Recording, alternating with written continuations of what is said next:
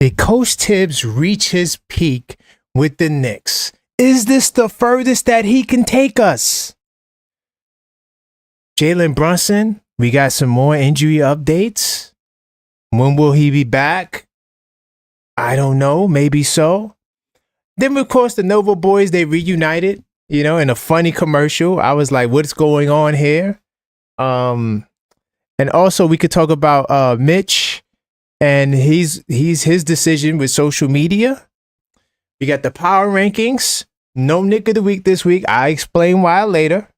Okay. I added a new segment called Smoke of the Week. And we also do Word on the Street on This Week Inside the New York Knicks.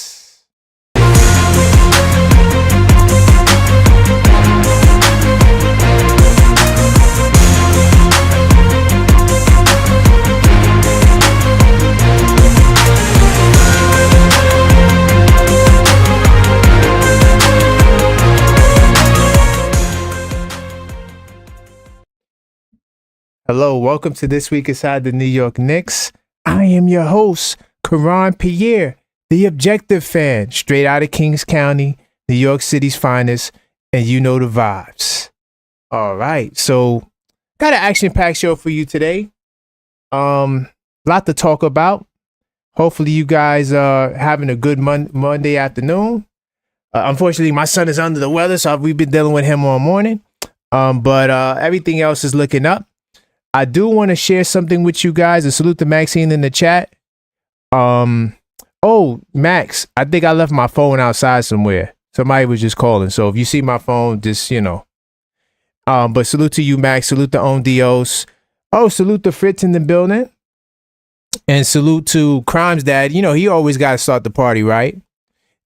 Didn't get a chance to send out the blast. I'll do so while we live. But some things I want to talk about. So initially we talked about doing a watch party for the first playoff game this playoff season. I think that, if you guys are interested, you guys should definitely check it out. I think I pinned the link in the description. In the description, in the live chat, I pinned the link to the watch party. It's also in the description as well. If you guys are interested in going to the watch party, I'm trying to do a head count to see exactly, how many people would show up.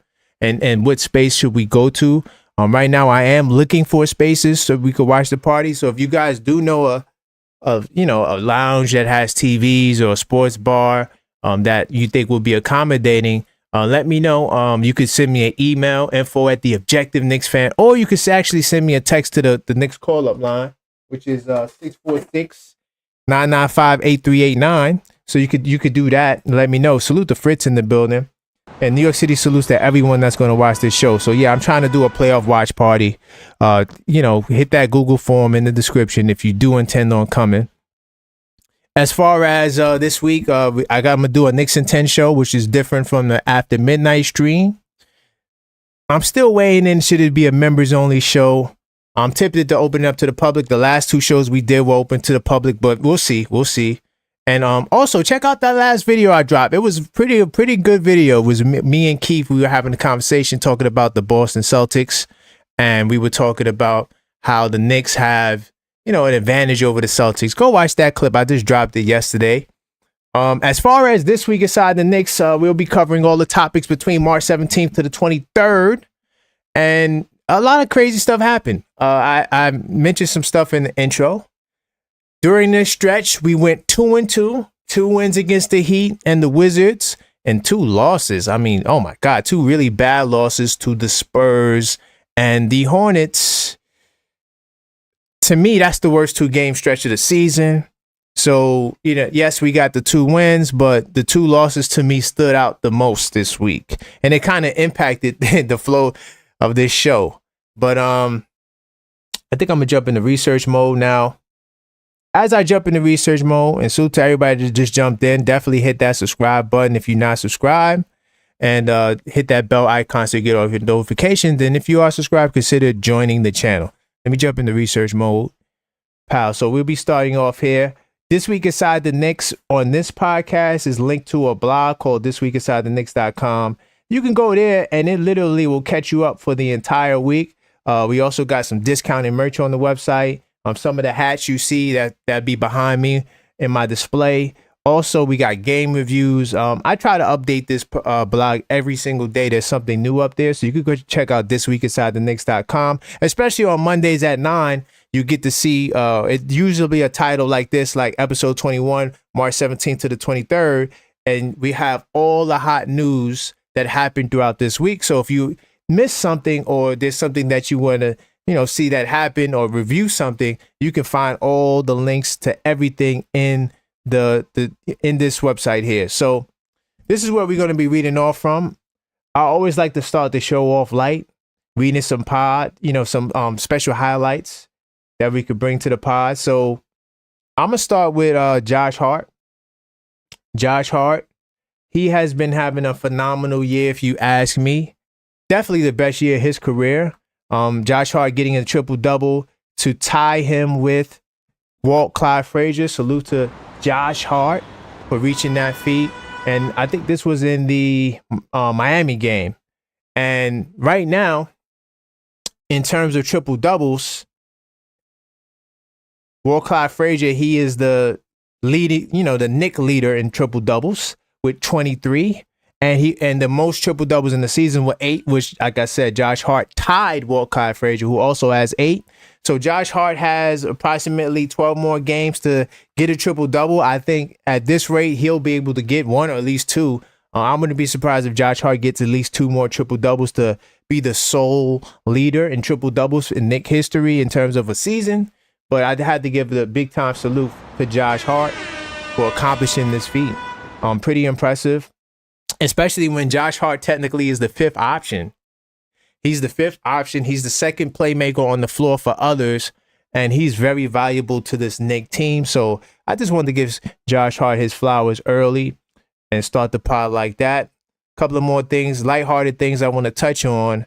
I want to touch on the AT&T commercial that Josh Hart and the Nova boys, actually, they all were in it, right? So they calling it a Nova Knicks reunion.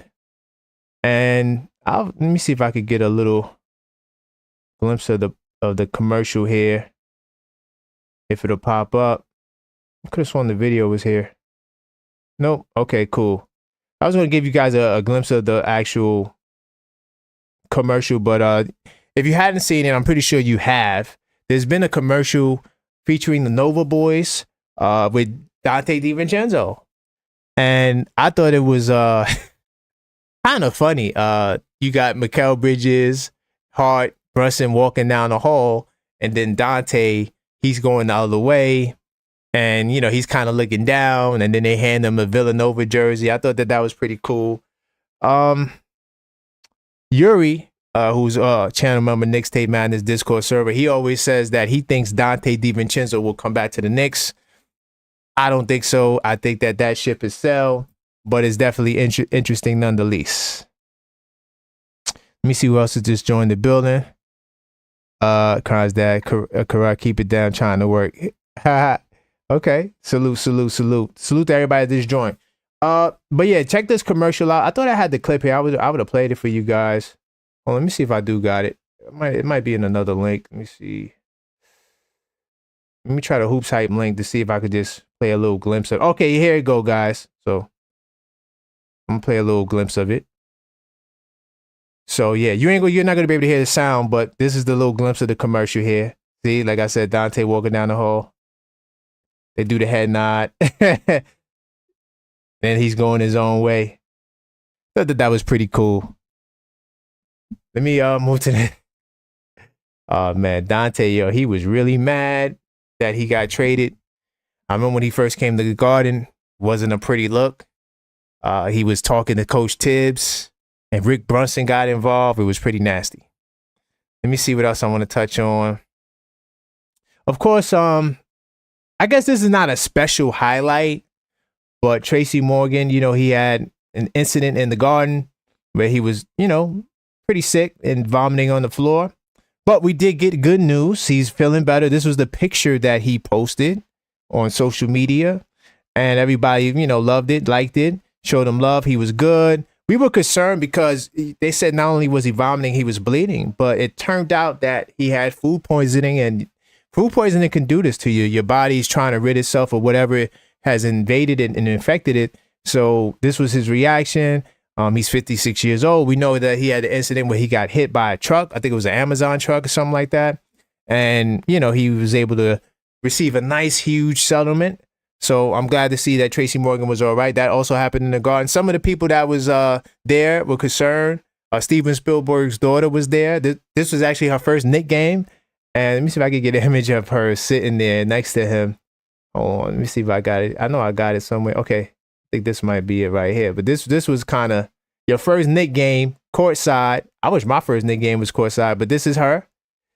And that's him right next to her. So it's unfortunate. I didn't mean to show that on the screen, but unfortunate that had to be your first Knick game experience. But it is a story that she says she will not forget. Let me keep moving. I think that's all for the special highlights. But I'm glad to hear that Tracy Morgan's all right. And hopefully he'll be at some more Knick games before the season ends. I know he'll be in the playoffs for sure. He's at every playoff game. But salute to Tracy for that. I'm going to jump into some hot topics, okay? And by the way, I got a nice little spot here for the merchandise shop. Shop.theobjectiveknicksfan.com. Get yourself one of the Captain 11 merch. I got the mug right here. If you go to shop.theobjectiveknicksfan.com, it'll take you to this place here. All the links I'm saying are in the description of the video as well. But here's an example of the website here. We got the Captain 11 mugs, the hoodies, all this good stuff. Definitely go check it out. Go check it out when you get the chance. Shop.theobjectiveknicksfan.com. And this line here was to inspire the captain. I'm working on another line. I have a designer. It's promising. I'm somebody who's a do-it-yourself kind of guy. So when I first started doing the merch, like the I Bleed Orange and Blue stuff, I did it myself. So then I decided to get with a designer. And then I had another design that was coming out, but it was weak. It was weak. So I had to find another designer that could bring the image to life. And I'm hoping, I'm in negotiation right now. Fingers crossed. I'm hoping by the time the playoff come, I have a new design for us so we could, add to the shop. So that's where I'm at with that. As far as some hot topics, there's a lot. A lot of things took place. Of course, we know the 2 losses, oh my God, to the sub 500 teams.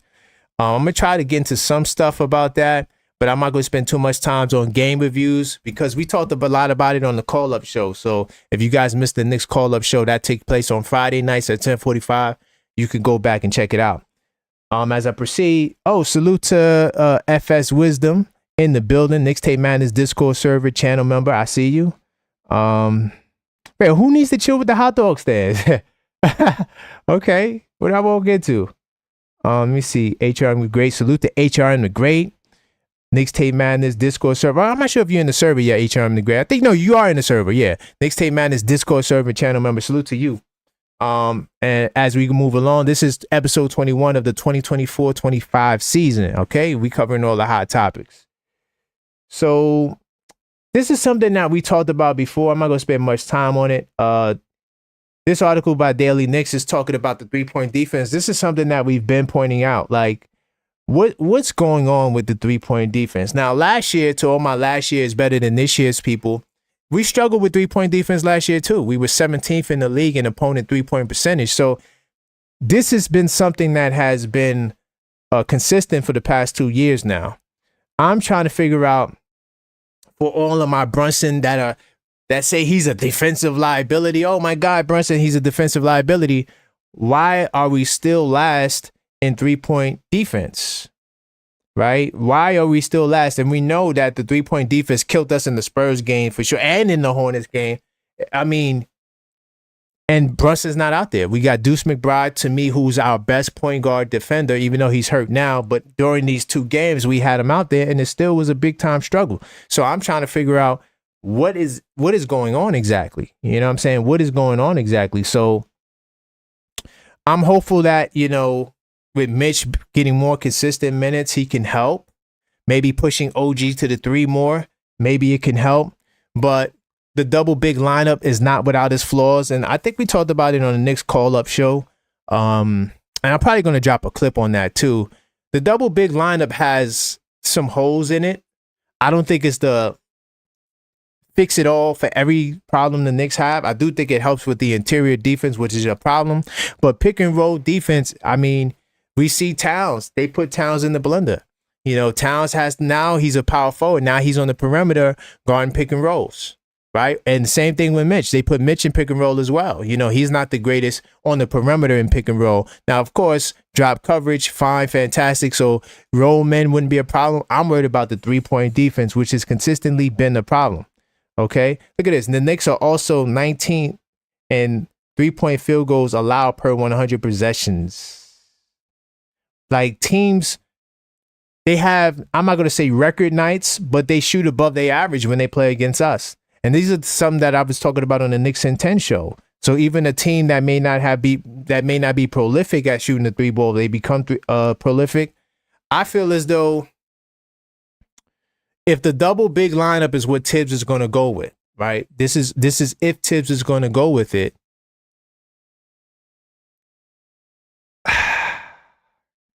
I feel like it may not be the solution to this. It may make us better overall defensively. I don't know how you do it. One suggestion that, and I think it was JJ out of Brooklyn on a call-up show, we were talking about, and this idea has been pitched before that, but recently we talked about it, was starting Deuce, putting Hart to the bench and starting Deuce at the 2. Now you have, 3 perimeter guys out there with Brunson, and maybe that can help, down the stretch, but you got that now with Deuce out there, and it's not really helping. So I don't know, but this is something to monitor. The 3-point defense has been a problem. Oh, okay. Tracy Morgan, they say he had food. Okay, you talking about Tracy Morgan. I see you. Salute to Maxine. Who's your favorite Knick player this season? Let me know in the chat. Let's see who gets the most love. My favorite Knick player, I would say, during the season. And by the way, to all my Discord people that's in here, if you guys could let the Discord people know we live, because my phone is not even in there. I forgot to take my phone in the studio. But if to all my Discord people listening, if you could let the people in the server know that we're live, that'd be great. My other people on Facebook, I can't get the message to them. I don't know where I put my phone. But anyway, my favorite Knick thus far this season, I'm going to say my favorite Knick, I mean, I like them all, to be honest. But if I had to narrow it down, I'm gonna take Josh Hart. I like Josh Hart, man. I love the way he plays. His game is like, it reminds me of how I play. I think I'm a better defender than Josh Hart, Not that I'm better than him. I'm saying like on the level, like if I'm playing in the tournament and how he is on the NBA. If you compare us, like if I had an overall in the tournament and he has an overall in the NBA, don't know what his 2K overall is, but I feel like my defense would be better than Josh Hart. Not that I play better defense than Josh Hart. Let me just clarify that. But Josh Hart is my guy. I feel like we have a lot of similarities. We are selfless. We want to make our teammates better. And yeah, I think that's my favorite player if I had to pick one. Let me see. This is a poll. This is actually, I'm going to talk about this on the Word of the Street, but this is something that I want to weigh in on briefly. Is this issue, salute the Daily Knicks. Daily Knicks, to me, they do the best job out of all the New York Knicks media in terms of bringing up concerns and like touching on certain areas. I think they do the best job. And this was actually a good question. That's why I made it a poll. Is his issue, and they're talking about, because they want you to read the article, the issue they're talking about is his defense. Karl-Anthony Towns' defense could hurt his All-NBA case. You want to know my honest answer? No, it's not going to hurt his case. How many guys don't play defense? We went through the list already. Half of the dudes that's on the All-NBA team don't play no defense at all. Whether they can't or whether they don't, they don't. Okay, and so it doesn't stop them from making the All-NBA team. Joke is, he's not a good defender at all. He's definitely not a rim protector. He gives effort though. I think this is what makes defense important an important thing to look at. This is what gives us its importance. Yes, it's important to play defense, but what I'm saying is when you're looking at a player, right, you have two different types of guys that are like liabilities on defense. You have the one guy who really can't guard at all. He's just gonna get cooked. There's nothing he could do. He ain't got no lateral foot speed. He's slow footed. He can't stay in front of guys. Okay, that's one thing, right? Another thing is when guys don't give effort on defense because they feel as though they're giving effort elsewhere. And I feel like Jokic does that at times. Jokic, he's not, I wouldn't say Jokic or Towns. I wouldn't say that they're bad defenders. I would say more so Jokic, he takes a lot of plays off. He takes a lot of defensive plays. Sometimes he doesn't even get a hand up to go, reach at a shot. Now, granted, he is doing a lot on the offensive end. And I know what it's like to play defense and then have to go out there and score. It's very, very, very difficult, right? So as far as this hurting his case, I don't think so because a lot of guys that are all NBA, they don't play defense, right? Not everybody's SGA, right? Most guys aren't SGA. A lot of guys are like Trae Young. A lot of guys are like Jalen Brunson. A lot of guys are like that. Luka, right? We're talking about guys that make all-NBA team. Luka's all-NBA first team. Jokic all-NBA first team. Towns, to me, should at least be second team, if not first team, with the way he's been balling all year. And I don't think this will prevent him, especially with the injuries in the 65 games. A lot of players are not making 65 games. A lot of guys will not make that mark. And it's unfortunate, it's sad, but it's the way we are. Like Jalen Brown's in jeopardy of not making the 65, So kudos to him for getting the bag when he got it, because this could have impacted future salary situations if he was up for his extension anytime soon.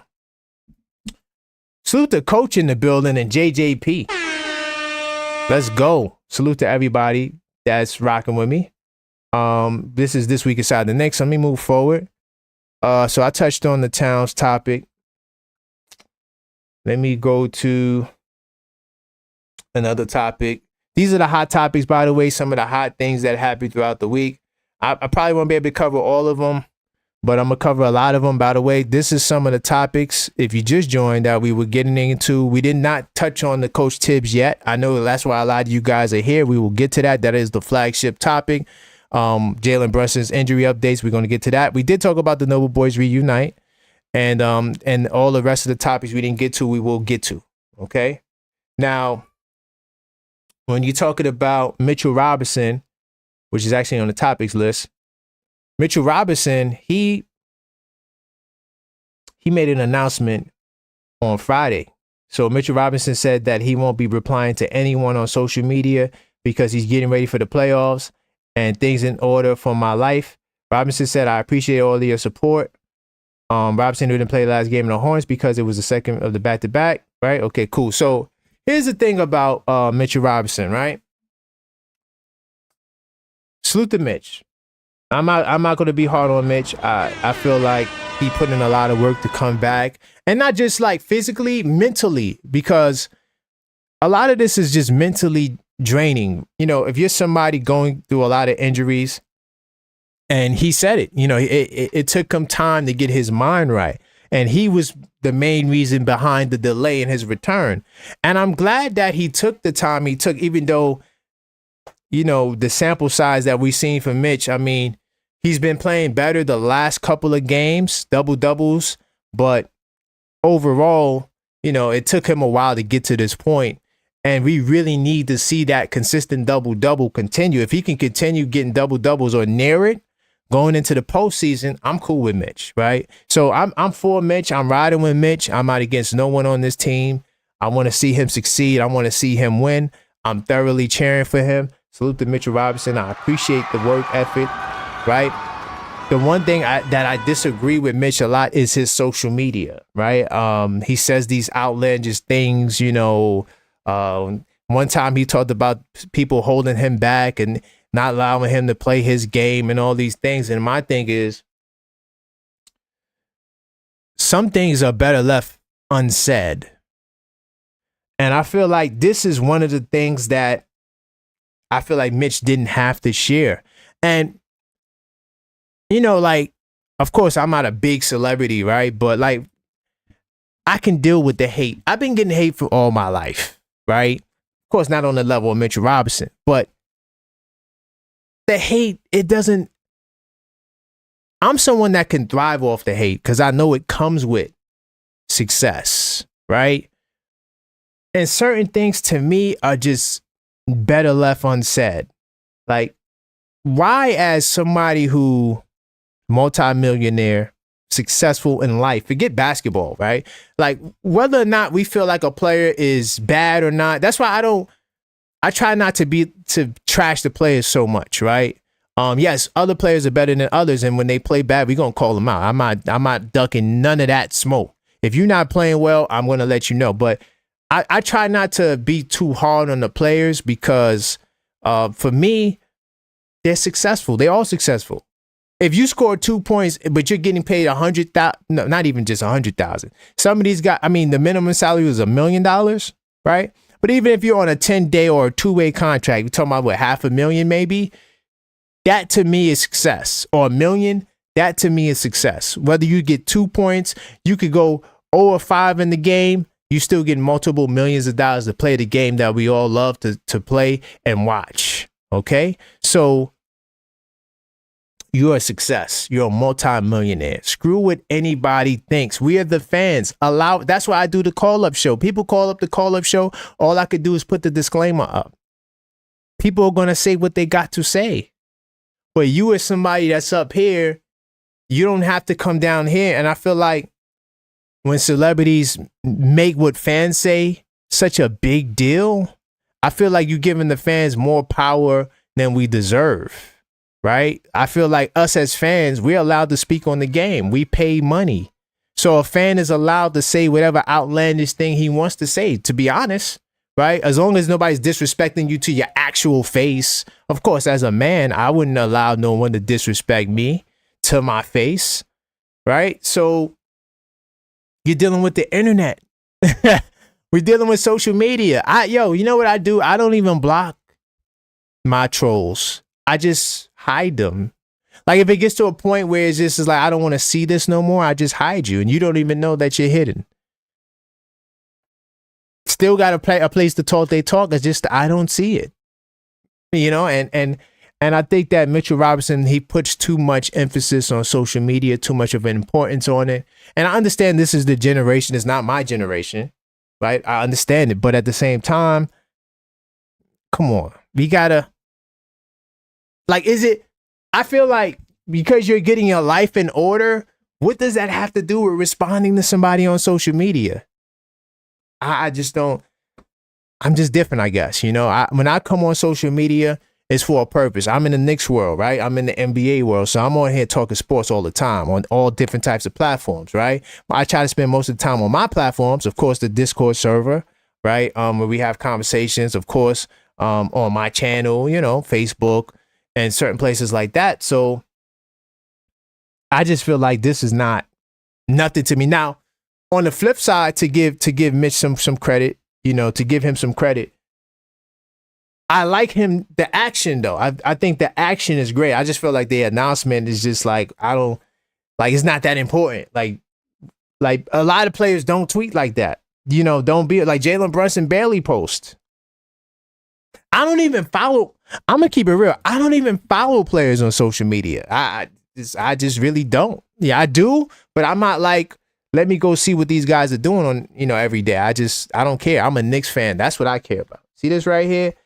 I don't really care about what the players are doing. So to me, from my perspective, I feel like it was just a little overkill from Mitch. Like, why do you even have to explain that? I don't think nobody would have cared either way if you would have stopped posting. But that's just me. Maybe I'm off on this one. You let me know in the chat. Let me see. Crime's dad. I'm not sure what's up with Crime's dad. Let him live though. Let Crime's dad live. He likes to troll, do his thing. If it gets too crazy, we'll time him out. But let him live. Let Crime's dad live. Let me see. My chat function is okay. Yeah, let Crime's dad live. Yeah, let him live. Nah, let him live. That's Crime's dad. That's what he does. Let Crime's dad live. He's responded. All right, so look, Crime's dad. This is what he does. He has to have fun. Let him live. Let him live. Because he's responding to what I was talking about trolls. I give what you are, Crime's dad.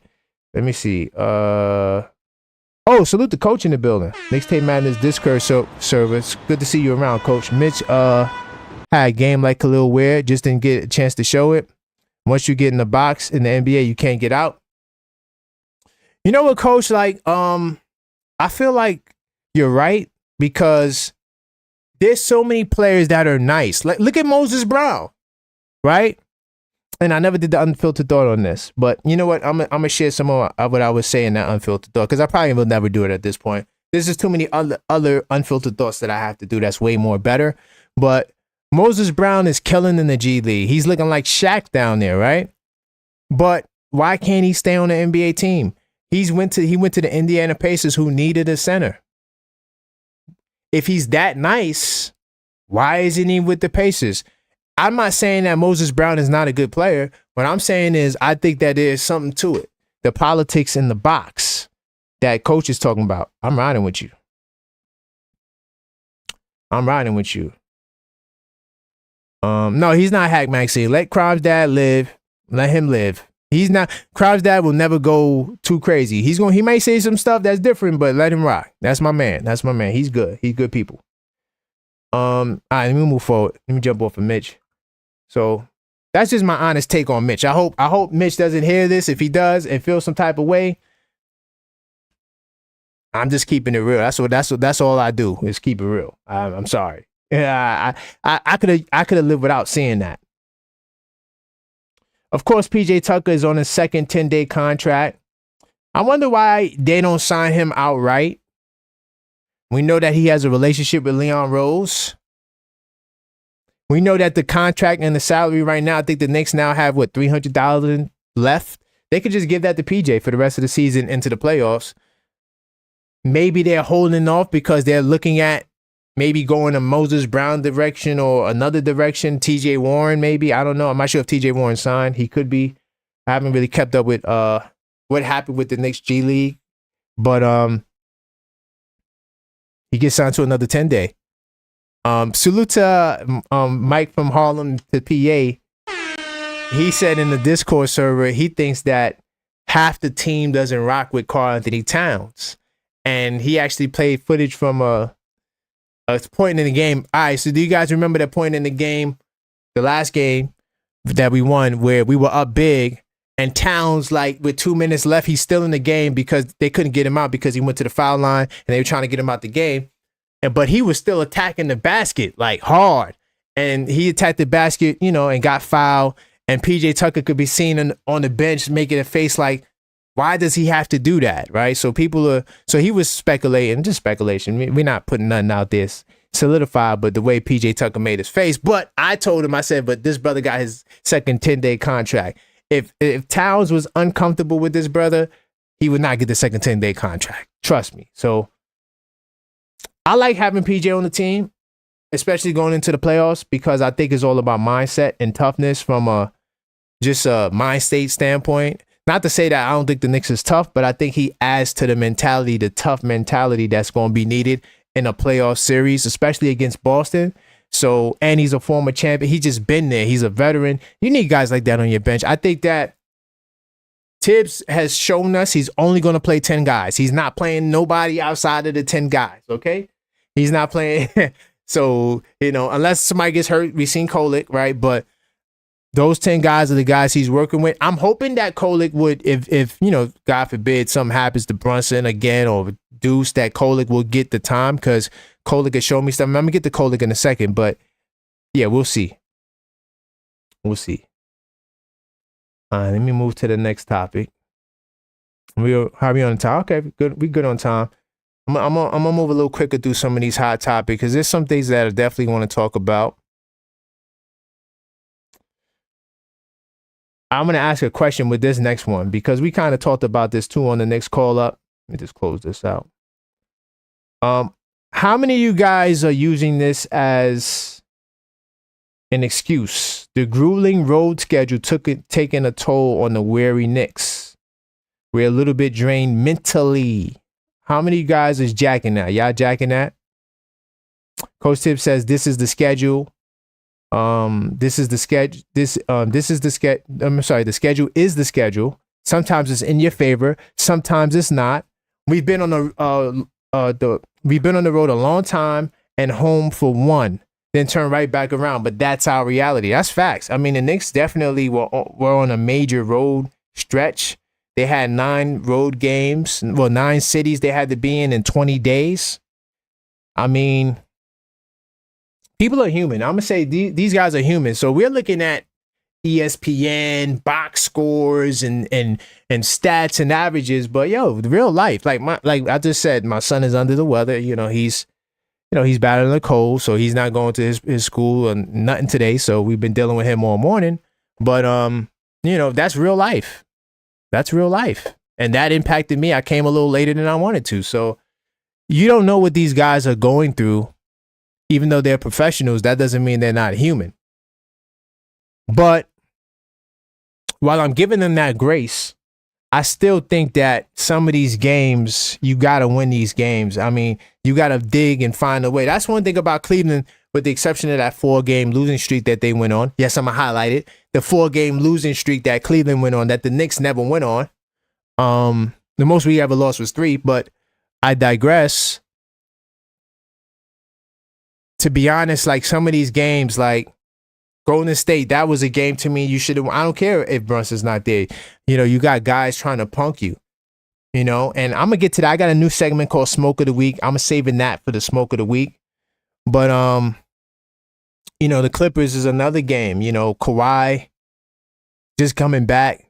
And then as you can see now, Kawhi went on a tear after that game. But, you caught the Clippers. I felt like that was a game that possibly you could have got.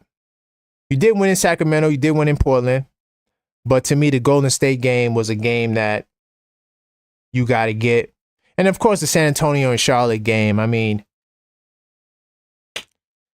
definitely 2 bad losses to sub-500 teams. But are y'all jacking that? Let me know. I don't like to make excuses like that, but at the same time, I will sympathize because I'm a human and they're human. So, people can be going through stuff and that could impact your performance. Now, this next topic, I'm not going to spend too much time on because we really talked about it. We talked about this last week and we talked about it on the call-up show. And salute to the New York Post. Well, should I salute the New York Post? Are they the ops now? But for the most part, this year, the Post hasn't been that bad. But this is actually, I think, a good article from Stefan Bonny. The one team that the Knicks should hope they see in round 1 of the playoffs. Okay? So this is the team they're saying. And of course, they're talking about the Detroit Pistons. I actually agree with this. It says Detroit, a Western Conference scouts, said when asked who the Knicks should prefer as their first round opponent, they're not ready. I agree with that wholeheartedly, and I've been saying that. The Detroit Pistons, to me, are definitely food for me on the platter. Because even when you look at their veterans haven't done anything in the playoffs. Tim Hardaway Jr., Tobias Harris, Malik Beasley. I feel like Detroit is the touch. What do you guys think about that? I know we talked about it on the call-up show. That's why I'm not going to spend too much time on it. But I am riding with Stefan Bondy on this one. I think that the Knicks, Detroit is the test. And I think Detroit, we might actually get Detroit. Because in the end, it looked like they're going to hold on to that 4th seed. And if I had to look at the last 2 games of the season, Bucks and Detroit play each other, I'm going to put my money on the Bucks to do whatever it takes to get that 5th seed, right? Because if I'm the Bucks, do you want to deal with Boston in the second round, right? Do you want to deal with and that's to say they, of course, they're not going. I don't think they're going to beat us, but I'm just saying, let's looking at the fact that if you want to control your own destiny, usually it's with you trying to win, not lose. See, the whole losing to get a spot, I disagree with that. But if you're trying to secure your spot or move forward, that's fine. That's competitive basketball spirit. So I think that the Bucks are looking to hold on to the 4th seed or move to move to the 4th seed or hold on to the 5th seed. Let me move to the next topic. But I'm curious to see. I'm going to read your chats in a second to see exactly what you guys feel. The minute guideline. How you guys feel about the minute guideline with Mitch? I'm going to say this. Right now, Thibodeau said Robinson's operating with a guideline of about 24 minutes, and it'll increase some.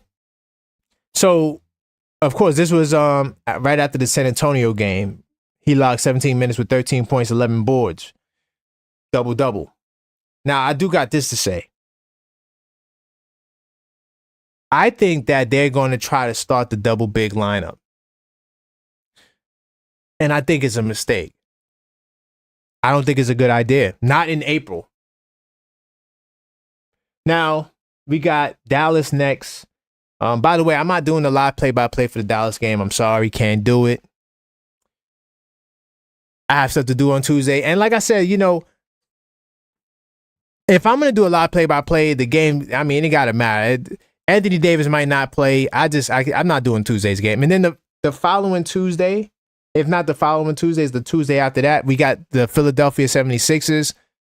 I'm sorry, I'm not doing live play-by-plays for those. Those two games, to me, sub 500 teams without their star players, not exciting. The reason why they're on national TV is because they were supposed to have their star players. So, yeah, I'm not doing it. But to get back to Mitchell Robinson, right?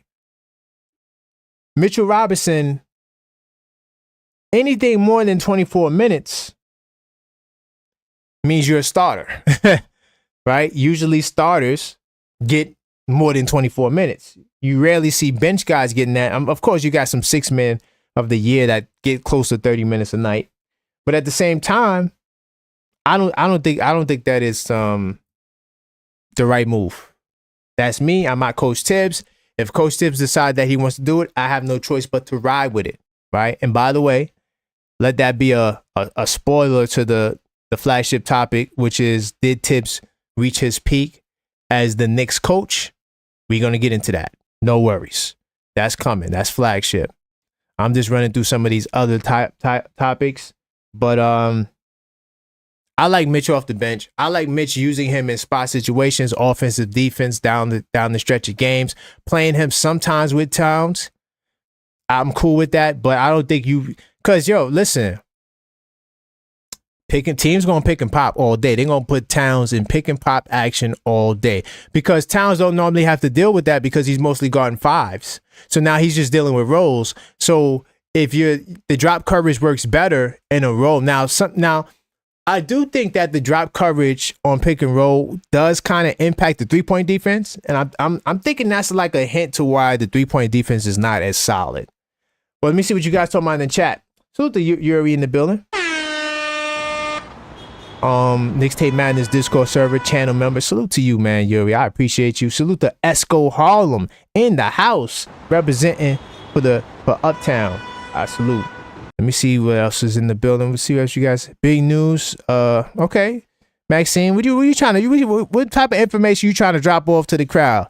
Maxine trying to leak some news. Big news is coming. Okay. Yeah, we got some news coming. We definitely got some news coming. I'm always working to make things better on this channel. Salute to King Rose Speech, channel member, Knicks Tape Madness. I think you're in the Knicks Tape Madness Discord server too, King Speech Row.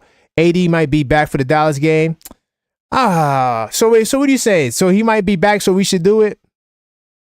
I'm sorry, guy. I can't do that. I can't. Because it's just, I got some stuff I can do, and yeah, it's just, yeah, I'm sorry. I'm still going to pass on the Dallas game. Though, but ain't it funny, though, King Row, that all the star players, miraculously, they get healthy when it's time to see us? We are factor in these streets, man. We are factor in these streets. Let me see. Definitely salute the Yuri in the building. By the way, let me make these announcements. I'm gonna make 2 announcements. So we're doing a playoff watch party, right? So we want to see how many people we actually going to get in the building. Now I'm looking for prospective places. If you guys have any suggestions in the boroughs of Manhattan, Brooklyn, Queens, I don't think we want to do Bronx and Staten Island. But if you can, those three boroughs, if you know a place where we could do a little watch party, it don't got to be the most like name brand spot. Because if we get like 10 to 15 people coming out or even more, but if we get that many people, I want a place that can actually, accommodate the 10 of us. So if you guys know a place, I'm actively searching for a place as well. But I do have a Google form that's pinned to the chat and in the description. If you want to watch the watch party, is how we going to do. You know how we are on YouTube, so it's going to be crazy lit, and even in the Discord server. So yeah, let's watch the game together. We're definitely going to watch the game together. I just want to see how many people actually want to come out. So fill out the Google form. It's in the link is in the pin to the chat. So you can just fill that out. And then the second announcement I'm going to knock this out really quick before I get in the flagship. I just want to tell you guys the upcoming shows. So this week, we got the Knicks in 10 show, which is basically a review of the 10 games at a time throughout the season. We reached game 70. So I'm planning on doing the Knicks in 10 show Wednesday into Thursday night at midnight, the after midnight time. That's usually the after midnight stream. So I'm still deciding whether it's going to be open to the public. I might give you guys a free one because typically the Knicks in 10 show has been member only show, but I might just open that up. Of course, we got the Knicks call up show this Friday at 10:45 p.m. I repeat, the Knicks call up show this Friday at 10:45 p.m. And then on Sundays, we got the Parlay Sundays. This is for members only. This takes place at Sunday at noon. Let's hit these picks together. Haven't had the greatest luck making picks because the NBA is really wacky right now. You got a lot of injuries, a lot of teams tanking. It's just a lot of craziness. It's hard to find consistency. Certain things I just stayed away from. But yeah, we will be doing Parlay Sundays at noon. And then, of course, next Monday at noon, which is the new time for the podcast, This Week Inside the Knicks. All right. So I just wanted to let you guys know the upcoming schedule. And then I'm going to jump in the flagship. Oh, thank you, Maxine, for reposting the link. Maxine also reposted the link too. So yeah, if you I'm just trying to get a gauge of who's coming out. Oh, thank you, Crimes Dad, for the professionalism compliment. I do appreciate it. I try to work hard to make sure I put on a good show for you guys. And to be honest, I've been doing this show for a long time now. This is like probably episode 100. It's just that I divide all the episodes up into seasons. So that way we could keep track of what's going on at what time, throughout history. So, all right. So let me jump in. I'm going to jump in the flagship because I know that's why you guys are waiting. But salute to you, Maxine, on reposting that link for me. Maxine posted it. I pinned it. So be sure. Matter of fact, could I pin? Oh, I can't do it from here. It's cool. But yeah, you could click the link that's pinned that's pinned in the chat or the link that Maxine posted. Let me move forward to flagship. Now, flagship topic. Okay. Now I need you guys to to my Coach Thibs people that don't like Coach Thibs. I need you to hear me out. Okay? I need you to hear me out. Let me jump back in research mode. I need you guys to hear me out, man. All right? Because Coach Thibs, he gets a lot of flack. Now, granted, is he the most perfect coach? No. Is he the best coach? No, I wouldn't say he's the best coach. Does he have the most success? No. But is he among the better coaches? Yes. And I want to point something out to all my football people. I mentioned this on the call-up show. I'm going to dig a little deeper into this. Andy Reid, okay, to all my football people, right? I'm not the most hardcore football guy. I watched enough of it to know a little bit what's going on. But Andy Reid is a coach of the Kansas City Chiefs. He's the head coach of the Kansas City Chiefs. And he started in 2013. This guy was much maligned over the years because he wasn't a winner. He didn't win anything, right? He did take the Eagles to the Super Bowl. How many of you guys remember that? Okay. But they didn't get the job done.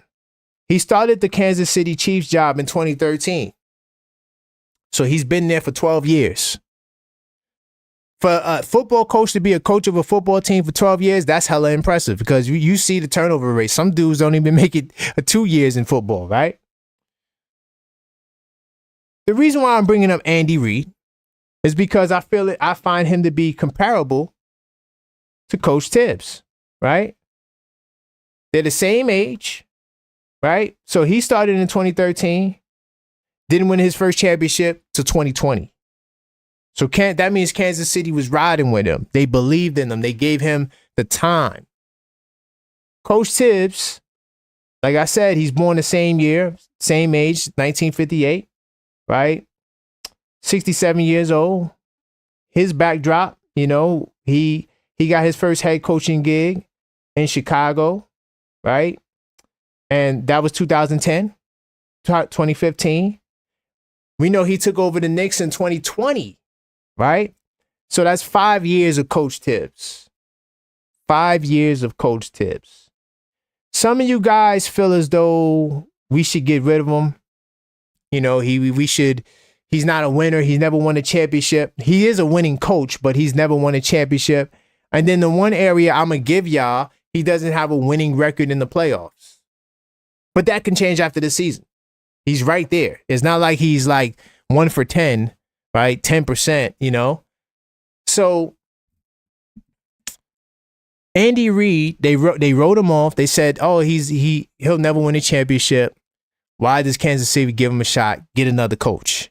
And then boom, 2020, the dynasty starts, right? Well, I guess the dynasty is 3 years technically. Either way, they start winning championships. The point that I'm saying is, how could you say that Coach Thibs has reached his ceiling when Leon Rose literally gave Coach Thibs 3 different teams? You had the Julius Randle, RJ Barrett team, right? Early days, they were the number 1 and 2 option with Alfred Payton as the point guard, Nolan's Noel, right? That's one team. The next team that you could say that he got was when Jalen Brunson, well, technically it's 4 teams, but I'm gonna make it simple because even the Evan Fournier team was a little different. But I'm gonna keep that as the one team. Okay, cool. Then you get the Jalen Brunson team with Randle and RJ, right? You get the Jalen Brunson team with Randle and RJ, right? Then we pivot from that. We trade RJ for OG. We trade Grimes, all those guys, all those old mainstay. I shouldn't say old, they're young. All the young mainstay guys, the picks that we had, they all gone. Emmanuel Quickly, every single one. Even Jericho Sims is gone now. This is the third team that Leon Rose has given Thibs. So to me, it's a little premature to say that we reached our ceiling when this is the first year of this team. Towns, OG, Mikal Bridges. Okay, this is the first year of this team. In order for us to say he reached his ceiling with this team, you need more sample size. That's why Jim Dolan, and I'm going to give him a New York City salute. Salute to Jim Dolan, the owner, the boss, the man who signs the checks. He said it on the Roommates podcast. You guys are going to be together for some years. You know why? Because he may not understand basketball, but he understands business. Right? And business is this. We live in we have a team in a big market, New York City. We're going to spend dollars to make sure that we have the right team. I already dropped the clip. You need to watch it where I was talking about the money. Because the money, it plays a role, okay? It plays a huge role. This team, if we had to become a second apron team for 2 years, we're more than capable of handling it. We're not going to sell the team. None of that, okay? Because MSG on the Knicks side of the house, not the TV side, because some of you guys who smart, you're going to say, oh, well, the TV network is in default for $800 million. That's the TV side. MSG is 3 different companies. You have the MSG side, which is the arena, the Knicks and the Rangers and all of that. Then you have the TV side, which is just the MSG, and they combined, they created the app. I can never remember the name of the app. You know what I'm talking about. That's one side. And then you got the Sphere. So there's 3 different companies under one umbrella, so to speak. On the Knicks side of the house, oh man, we the second most valued franchise in basketball. Okay? ahead of the Lakers and a lot of other teams. Only Golden State is ahead of us. So the money is not an issue. That's why I look at Golden State. Golden State, they can afford to sign Jimmy Butler to a ridiculous 3-year, $180 million contract. I don't care how good they look right now.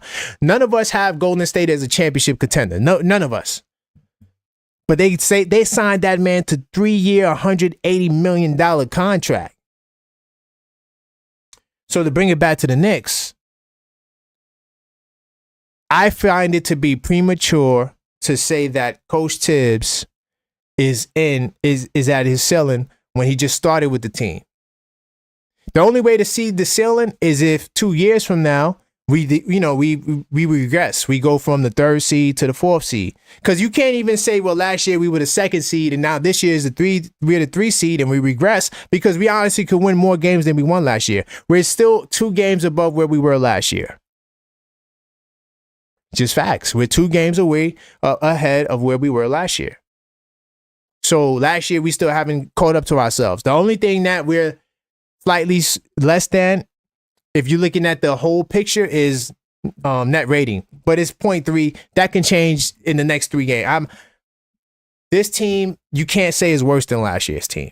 The numbers don't say it. Only thing that you can say is that this team defensively is worse than last year. That would be a fact. But the jury is still out on that. You still got 12 games and you can creep up, because right now we're 14th in defense. Bottom line is, what I'm saying to you is that this is the first year of the 3rd iteration of a team under Coach Thibs. He has the owner's support. Coach Thibs is not going anywhere. So I just want to step on the rhetoric that Coach Thibs has to go. He's not going anywhere. The owner said it. The boss came out and said it. There's no pressure to win nothing this year. Do you understand? The boss understands that the Knicks will not win this year. So you fans that are upset, that are mad, oh, the Knicks are not that good. We're not as good as Cleveland and Boston. First off, the jury still remains on that. We got to go to the playoffs. You guys can't make the playoffs happen now.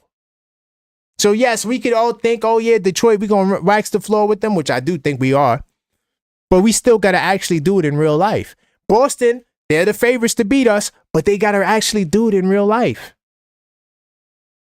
So if the boss is saying this is year 1, and Leon Rose has kept his promise to Dolan, because Dolan said, hey, we got a plan, and my job is to hold them accountable and sign the checks. That's all I do. Basketball, that's what they do. But when it comes to the business, that's where I do. And when it comes to planning, that's where I'm at, because as a billionaire, right, owner, I know what that part is, what that is. But basketball, they handle that. But the business side and the planning, that's where I hold them accountable. And Leon Rose has done his job up to this point. Salute to the great Leon Rose. He deserves all the praise, because we wouldn't have the team if it wasn't for Leon Rose. Let me see you guys talking about in the chat. I know y'all probably killing me in the chat. Oh, God. Where's Trevor when you don't need him? Let me see. Only thing to me with this team is being soft. Anarchy. Okay, Anarchy. What makes this team soft? What makes this team soft? I'll spend some time on that.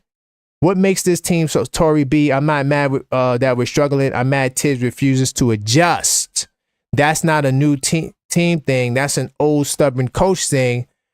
Thibs ain't for this group. He has zero ability to adjust. I disagree, Tory, with that. Thibs has made adjustments. More in particular, I could get real technical with you. In that Boston game that we played, that last Boston game, pure adjustments. The problem in that game was he refused to play. Was it Ariel at the time? I think Ariel was on the bench. He refused to play another big man when he could have. And Luke Cornett was killing us on the glass. That's the one mistake he made. Outside of that, the other adjustments that were made, guarding Tatum straight up, right? Don't double Tatum on the perimeter, right? Adjustments. 1-2 pick and roll with Hart and Brunson to force the mismatch and try to get Cornett or Horford on Brunson. Brilliant. I can't say that he doesn't make adjustments. What I would say is that some of the decisions that he make to us, we don't like it, but to him, in his basketball wizardry of a mind, it makes sense to him. So we got to live with the shortcomings, but no coach is perfect. Whatever coach you get, they're going to have shortcomings. But I'm curious to know about the soft. I want to really touch on that. Anarchy, hopefully you could respond to that. Crimes Dad, even if we win this year, which we most likely won't. Damn, why you got to say it like that, though, Crimes Dad? I would still say Thibs did a bad job with top NBA starting 5 and bench. We never got to see rookies. I do think that the bench utilization could have been a lot better. But once again, like, you know, there's only so much we could do. But I know, Crimes Dad, you are part of the anti-Thibs coalition. I know. HRM the Great says, what we doing with Josh moving forward? Because at $20 million for a bench piece is not good. I think he's at his peak value. We should look to move him. Oh, no. First of all, I'm going to get some dog growls for that. Josh Hart's not going anywhere. By the way, the $20 million for a bench, a lot of bench players make in that range. In fact, $20 million, I mean, Hunter makes $20 million. Hunter makes $20 million. He coming off the bench. So, I mean, if Josh Hart was a bench player with his numbers, he would be 6th man of the year. Facts. I don't think nobody would debate it. If Josh Hart played all those games off the bench with those numbers, he's 6th man of the year. Guaranteed. So, yeah, that is actually the going rate for backups. Because when Josh Hart signed the contract, he was a backup. So, yeah, $20 million for a 6-man caliber guy is the going rate. Crimes Dad said it's not about the ceiling. I could win with this team. It's about maximizing talent, playing the players you have, maximizing the rotations. Crimes Dad, I'm gonna give a slight pushback on that. As much as I know basketball, I don't know what Coach Thibs knows. I don't know what Coach Thibs knows. And me and you, we are not coaching no team to nothing. I'm just keeping it real. We're going to get fired because coaching is an art and a skill to itself. It's a talent. And I do think I have the capability of being a coach, just not on the NBA level. I'm going to start with my son and the little kids, and I'm going to work my way up. I'm not going to act like I could go to the professional ranks. It's a way different monster. You're dealing with a lot of egos, attitudes, $1 million mindsets, and you got to be able to get them to buy into your system and what you got going. And for what I've seen, the players rock with Coach Thibs. You know, Towns has the best years of his career under who? Coach Thibs. So Coach Thibs can get it done, just like Andy Reid got it done. They came for Andy Reid. Oh, why is he still a coach? I mean, I remember all the stuff they used to say about Andy Reid till he got the championship. Salute to Maxine. Definitely, if you love the OKF content, send a super chat. Yes, I appreciate the super chats. That salute to Maxine for pointing that out. Esco says, I'm listening, always willing for a player or coach to prove me wrong, as if it's better for it's better for the team. Facts, always fair. Yeah, Esco, that's all I'm saying. Like, forget what we think, right? The owner, the boss, is happy and patient because he sees the vision. And Leon Rose has a plan, and he believes in Leon Rose's plan. And to be honest, with the exception of that hiccup in 2022, this team has gotten better every year.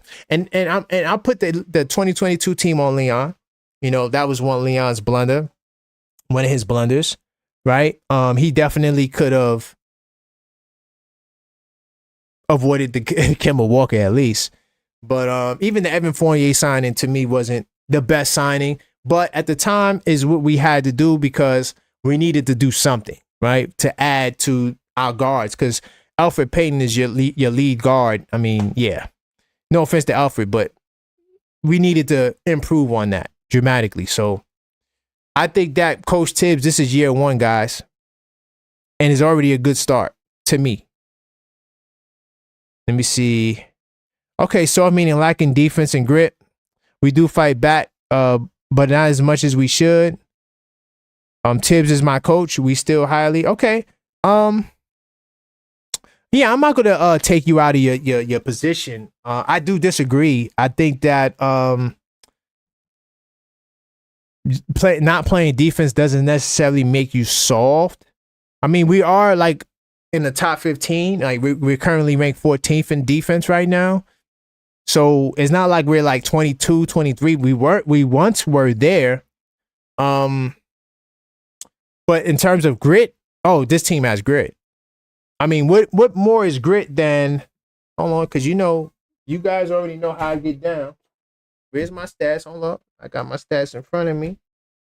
Where's my other paper? I keep my stats in front of me, man. Hold up. You see that right there? You know I keep my stats in front of me. So this team has more grit than last year's team, if you ask me. Tough, you could have tough if you feel like because we got Julius Randle and Hartenstein that made us tougher. Fine. I don't want to debate that. But how do you debate this? How do you debate that this team in games where 4 points or less, we're 10-3. 5 points and less, we're 13-4. Meaning that when the game gets close down the stretch, this team executes and gets the job done to win the game. That right there is what championships is made of, because in the playoffs, things are going to get more physical. Things are going to tighten up. And you got to win close games. And this team has shown the ability to win the close games. In fact, we lost the close game, right, against Golden State. That was without Brunson, our closer. Imagine if he was there. I don't want to make excuses. We did manage to get the Portland win without him, but I'm just saying, like, closing out games, getting that bucket when you need it, I think this team has it. I think, and also, too, I think that this team, more so than last year's team, have more of a clear, defined roles. Because we started with R.J. Barrett. What, is he the second scorer? Is he the third scorer? What is he, right? Who was your lead dog defensively, right? Until Grimes got in the lineup. But then Dante got in the lineup. It was just a lot of, like, confusion. We had the same starting lineup for the whole season. Now, the only tweak and twist that we're trying to do now is maybe go double big. But to me, outside of that, this team is way better offensively. But not just that. This team, everybody knows their role from 1 to 5. They all know their role. Josh Hart, he's the selfless facilitator. He could get his own shot. He's going to attack and fast break. He's looking to get other guys involved, get the ball. Mikal Bridges is the mid-range guy. All I need for Mikal is to be more aggressive. Jalen Brunson, he's the captain. He's the closer. He's the playmaker, the facilitator, the scorer, lead dog, lead scorer. We already know that. Karl-Anthony Towns is the big man who likes to play from the outside in, right? He's going to get drives. He's going to drive to the basket.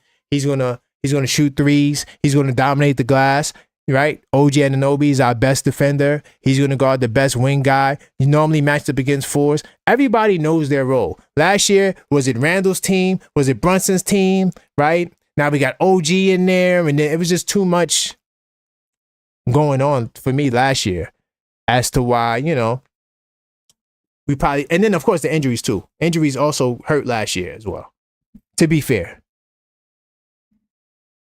Yuri, yeah, where's my stats, man? Salute to you, Yuri. I gotta stay with the stats, man. So yeah, when we talk about grit, we gotta, be mindful of that. You know what? I'm gonna do this now. So before we continue, I'm gonna continue. I got some more topics, some more weekly stuff to talk about. I do wanna share with you guys. If you are a subscriber, you've been rocking with the channel for a long time. If you're not subscribed, hit that subscribe button, man. But if you are a subscriber, you've been rocking with the channel for a long time, and you want to show some support, join the channel.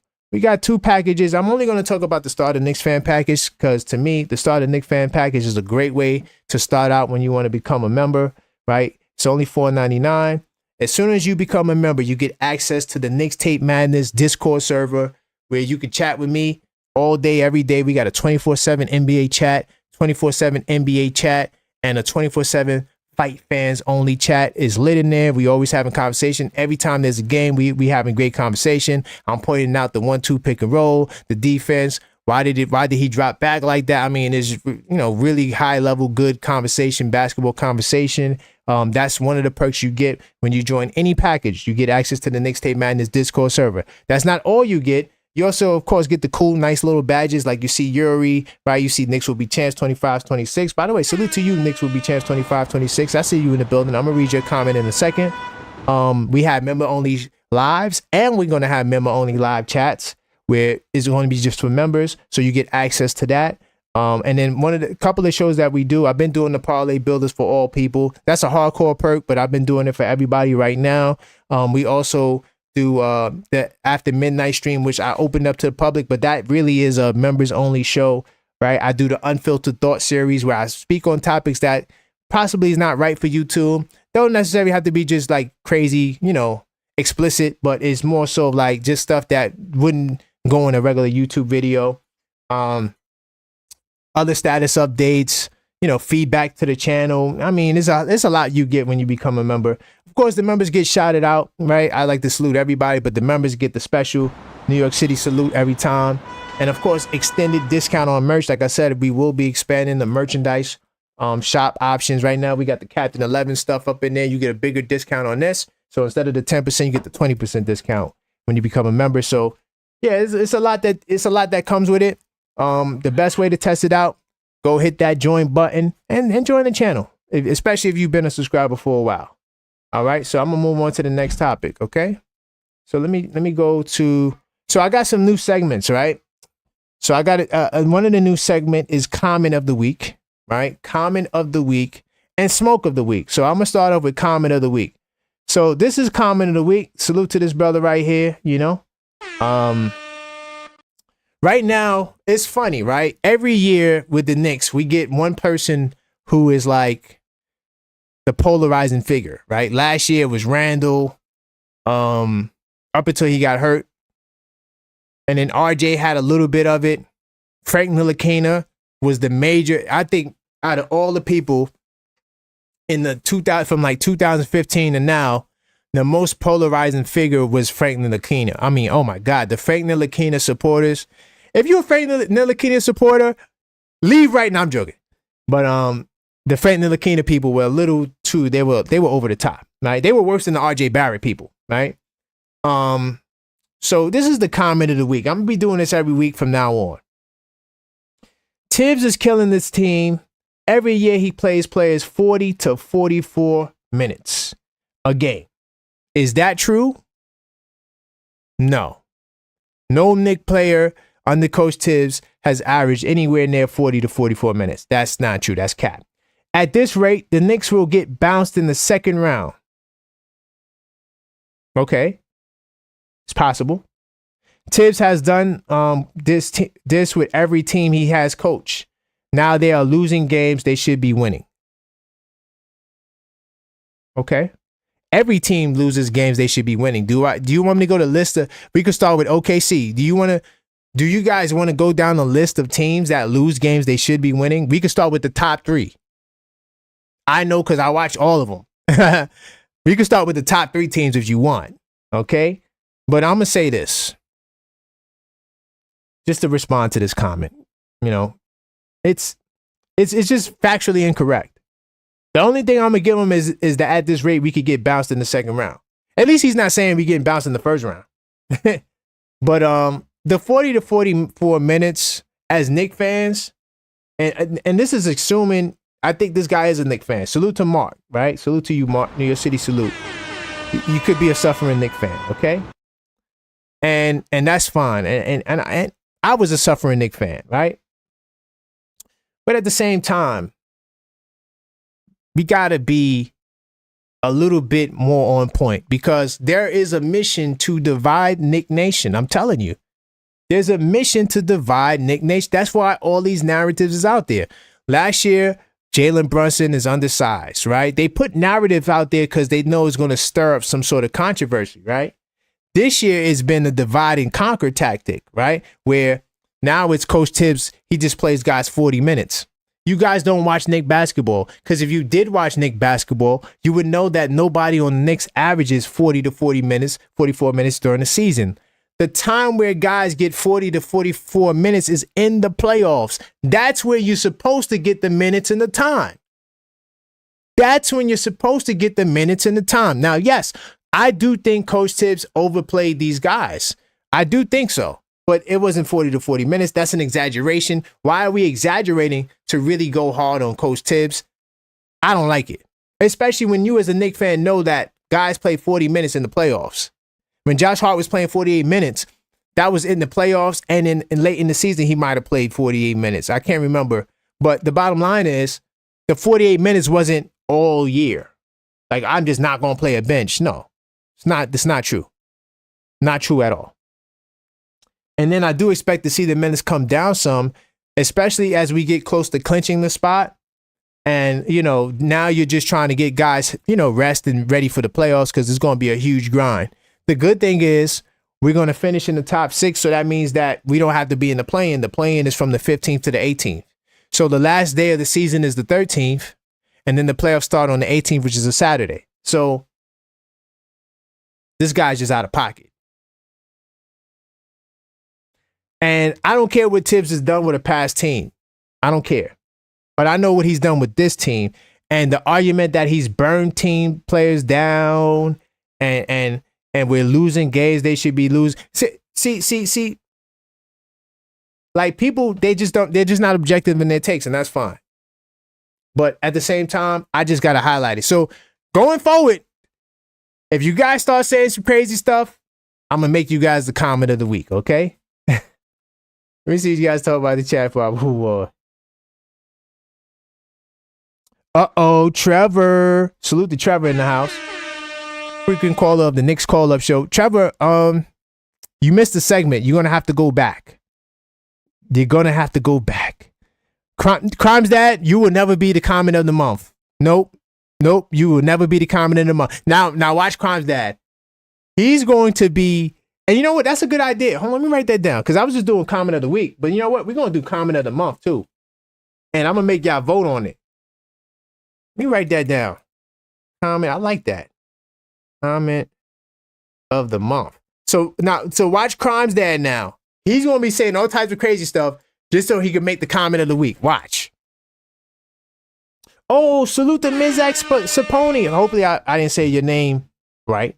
Salute to you. It's been a minute since I seen you.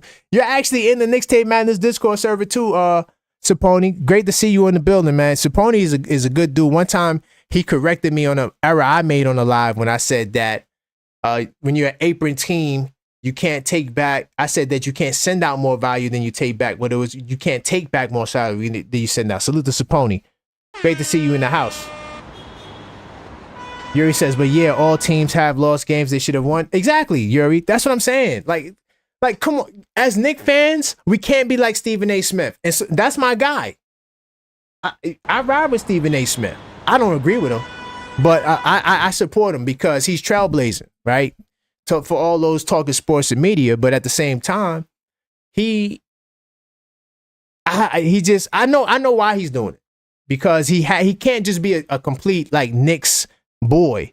He has to play into the narrative, right? He has to play into the narrative because that gets especially from Knicks fans. So when we see Stephen A. Smith saying crazy things about the Knicks, it's going to get clicks and views. Do understand there's an entertainment component to this, right? Do understand that, right? And I'm not oblivious to it. My whole angle is my job and when I do content is one, to enhance the fan experience. I want to make you guys have a better time enjoying what we already watch, right? But my second mission is I'm here to balance the scales. So you can be entertaining and be accurate.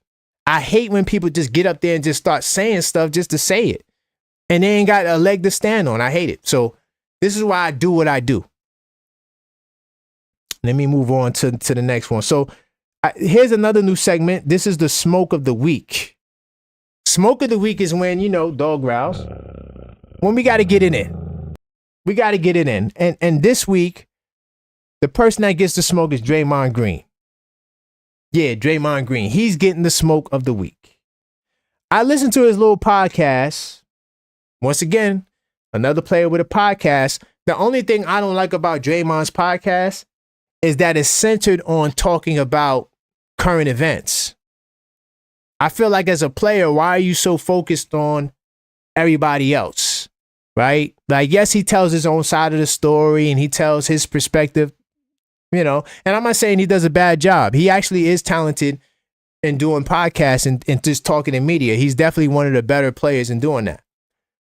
My only thing is that when you're stirring up controversy, right? you're stirring up controversy and it can impact the game. Like, Towns could have very well put up 60 on you and you took a loss all because you're trying to get clicks and views for your little podcast, right? But he made some comments that on the last episode, the episode post the game, that I halfway agree with. I'm gonna say I halfway agree with it, but the other half I don't. Like, he made a comment talking about Cat. He says he 100% be better off. They would be 100% better off if he always played that physical. And by the way, if he played physical all the time, he'd be much more respected around the NBA than he is. He's respected as a talent, but you saw Matt Barnes said the other day, Cat is a problem. He's a cat. He's not a dog. First of all, I'm gonna take a dump on that whole cat dog reference. It's just not, dude. Just because his name is Cat, that means he's not a dog. Y'all gotta stop. And then here's another thing too. Towns plays physical every night. I just told you about the clip where PJ Tucker is like, why the hell does he have to take it to the basket with 2 minutes to go? We're up 20 and draw a foul. You could get hurt.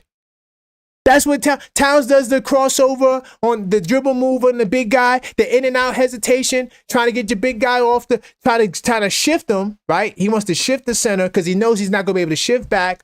So once he gets leverage going the opposite direction, he's taking it to the back. He does that every game and he draws contact. So when he says that if he always played physical, Towns is nothing but physical. Towns don't just stay on the perimeter and shoot threes all day. No, this is what he does every game. So, yes, I think that that Cat has this reputation of being a cat and not a dog. I personally just don't really know what the hell that really means. Just because his acronym for his name is Cat, that means he's not a dog. I continually ask you guys, tell me the guy while he was in the Knick uniform that punked Towns, where Towns backed down. And, I'm not going to take on this fight. When did you see that? I never seen it as a Knick. I seen the brother against Boston. We down like 15 with like 4 minutes to go. This dude hobbling to the table like he Willis Reed. That's not soft to me. What is soft? Now, some of the people in the Discord said that the way the teammates, spoke to Draymond Green after the game, it wasn't right, this, that, and the third. By the way, salute to Baron Davis. I'm going to give him a salute because he played with the Knicks. What's a Knick, always a Knick. Because Baron Davis is Draymond Green's co-host, right? He said, we apologize for Draymond's comments. Draymond didn't say it, but Draymond was kind of co-signing it. He was kind of co-signing it. Yeah, we apologize for the comments. Right. And I salute the Baron Davis for that. But you know why? Because that's the responsible thing to do. And he still has relationships with people that's in New York as well. So he don't want to seem like he's on the other side riding with Draymond. When in reality, there is no real drama. Now, Draymond did say that he said things to Towns in the past before and Towns ignored it. Dude, I would ignore you too. You come off as a fake bully. You're not even a real bully. Draymond Green is not a bully. He's not. He picks on guys that he knows they're not going to say anything back. Then he talks about the soft, right? Right? And he revealed, let me see if I got the quotes. Hold on. See if I got the quotes here for that. Hold on, that's the same quote. Hold on, give me 2 seconds. I gotta empty out the clip more on Draymond. Yeah, right here. Bam. Draymond reveals what he said in the podcast. Now, this is one of the pros I would say about having a podcast as a player. Like, any mystery that we have as fans, they can clear it up live from their podcast, right? So Draymond says, I'm gonna tell you what he said, because I think it was a big moment for Towns, in my opinion. And I'm going to go more into why I think this was a big moment. But I'm going to tell you what he said. He said, I called him soft. I said, he is soft. He's soft. That's soft to me. So if you said he's soft, and you're talking about Towns, and then now Towns confronts you, and you said, no, I didn't say you were soft. I said he's soft. That's soft. If I'm saying that a dude is soft to somebody else, and now he hears me say that to that person, and he comes to me, and he goes, what did you say? I said you're soft. And I'm going to look you right in your face, and then we see what happens from there. He didn't do that. He said, I said he's soft. I said he's soft, right? And I told y'all, to me, that was soft. He's talking to the crowd. The man is right there. Why are you talking to the fans? Yes, I know it's entertainment, but if you really want the smoke, and it's really, that's why I said it ain't nothing. That's why I said the whole, even them saying what's up to him at the end of the game, there ain't no problems, yo. Like, come on, dude. The problem was Jimmy Butler. That's where the static is. But you can see where the static is, they're not even communicating. Towns just don't even give these guys energy. He don't. And look. Okay, he said, I call him soft. Look, because Towns confronted him. You called him soft. He's soft. He's soft. Yeah, he's soft. He said, man, you a hoe, to his face. So now you didn't say Towns was soft. He called you a hoe, Draymond. Where's the Draymond that's backhanding people, knocking out Jordan Poole? Where was that Draymond at? He said you was a hoe to your face and looked you in your eyes. He did not cower. Towns didn't look to the side this way and then look this way and it's, oh yeah, he's a hoe. Yeah, he's a hoe. This guy's a hoe. He said you a hoe, repeated it multiple times, looked you in your eyes, and you didn't do nothing about it, Draymond.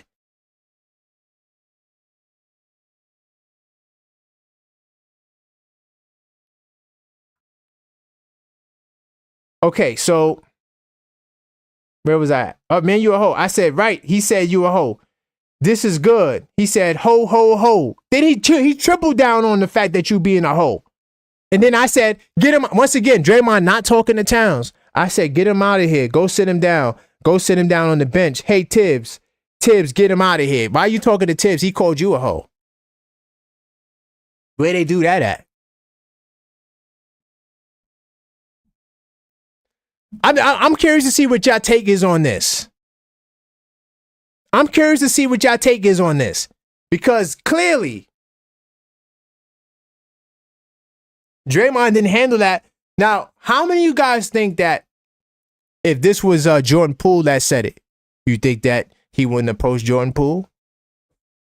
If it was Steve Novak, if it was, I'm just trying to think of guys that you guys would say is soft.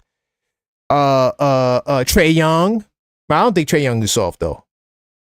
But just somebody that's not imposing. Do you think that if they called Draymond a hoe, he would have just looked the other way and said, hey, send him to the bench? That to me is soft. Let me see. Oh my God, Crime's dad. Cat is a dog. Sounds like that sounds like a mouse. Oh God, Crime's dad. Why, Crime's dad? Why? Travis Ryan. Yeah, cat dog reference is whack. Facts. With us this year, let me see. With us this year, but not in prior years, he's jumping up. He's just not up on his play with the Knicks. Oh, okay. Well, to be honest, HR the Great, like I said, I'm not gonna lie. I didn't focus a lot on Karl-Anthony Towns. But I will say that I saw him get into a scrap with Joel Embiid. I saw that. Did you ever see Draymond Green in a fight? Did we ever see Draymond Green in a fight? I saw Towns get busy with Joel Embiid. Facts. All the dog growls. All the dog growls. I seen Towns get busy with Joel Embiid. I've never seen Draymond get into a fight. I seen him posture and talk. Never seen him throw the hands though. I seen him inadvertently knock people out. Never seen him throw the hands. Just saying. Knicks will be champs 25-26. You saying trade Kolek to the Warriors for Knox? That got to be a joke. We joking, right?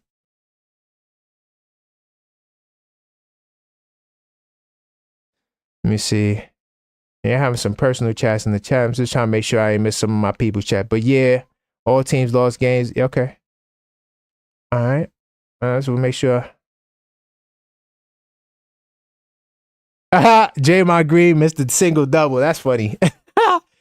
Mr. Single Double. Facts. Oh, JJP disagrees. No, he's not. His pod sucks. Okay, JJP, let me listen. I don't listen to his podcast, for the record. So I don't know if his podcast sucks. I'm just saying that I think that he can talk on the mic. That's all I'm trying to say. Right? I can't speak on his podcast because I've never watched a full episode of Draymond's podcast. I'm not going to cap. I went to the full episode and I only went to the Towns segment because he like me, we timestamp our videos. So that way I ain't got to watch a whole hour of crap that I don't want to hear about. I just go to where he's talking about Towns. Right? So I don't know if it's to be fair, you might be on the money with that, JJP. But I do think that he does have a talent to commentate. I'm not going to take that from him. Salute to J-Tap in the building. Knicks Tape Madness Discord server. J-Tap, he will be here on the 18th or the 19th. He's flying out from the Bay. So salute to J-Tap. Yo, fill out the form. The form is in the chat and the description to see if you guys want to attend the playoff watch party. We will be doing a watch party. I need to know how many people's coming out, and then we will get a space, and then we'll make it happen. But please fill out the form. Is pinned in the chat. Okay? But salute to you, J-Tap. He's flying out. He's coming from the furthest place. So yeah, we gonna have a good time. Let me see. Facts. Cad had Joel until Ben Simmons wants to step in and play Superman, choke a man out while he's on the ground. Facts. Yo, On Dios. Salute to On Dios, by the way. Super mod. Definitely facts. He was getting it in. I just want to see the footage of Draymond getting it in. I need to see that footage. Oh, J-Tap, you know what? As far as the notifications, that was my fault. I didn't get a chance to put it in the Discord. So my phone is in another room in my house. I don't know where the hell my phone is. So I forgot to put the notification in the Discord and on Facebook. My bad. But yeah, J-Tap is going to be out there. JJP, that footage doesn't exist. Facts. Oh, Crimes that said read his comment. Oh, Muggsy Bogues and Spud Webb. Yeah, that's who he's gonna fight. He ain't gonna fight nobody with size.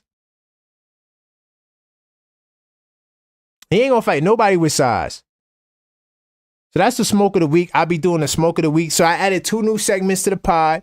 Smoke of the week, comment of the week. Right? Those are the 2 things. And let me look at the topics to make sure I'm on point because we are getting towards the end. Let me see. Yeah, we talked about the Noble Boys. We talked about Mitch. Okay, so we gotta do. Okay, cool. We did good. We did good this week. So this week, no Knick of the week because, guys, I'm gonna keep it real. No Knick of the week because, bro, I know you guys ain't gonna be able to see this clearly. I'm gonna still put it up there, but oh wait, this way. You see the 2 orange lines right there? Those are the losses, right? So anytime you see the orange highlighted lines, that means that you took a bad L. And if you notice it on this paper, right, this is the last 41 games, you don't really see the orange line, right? But you see those orange lines? Those are the 2 losses between San Antonio and Charlotte. Can't do it. Can't give a Knick of the week out. Nah, we're not doing that, man. You don't lose those 2 games and get credited. You can't do it, won't do it, so we're not doing it. I'm going to move on to Word of the Street. So Word on the Street is a series where we just look at some polls to see exactly how Knick fans feel in this moment in time.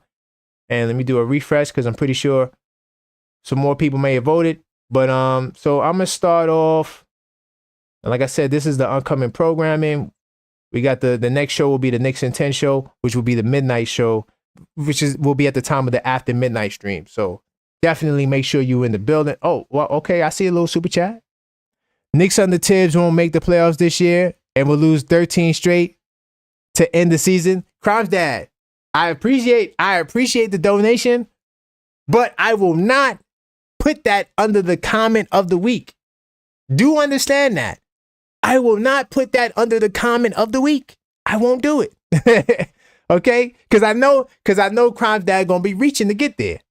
So you shouldn't have said nothing, and maybe you might have had a chance. But thank you for the super chat. I do appreciate the support. All the support you guys give. Now let me jump into let me see where I want to start at. Yeah, we start here.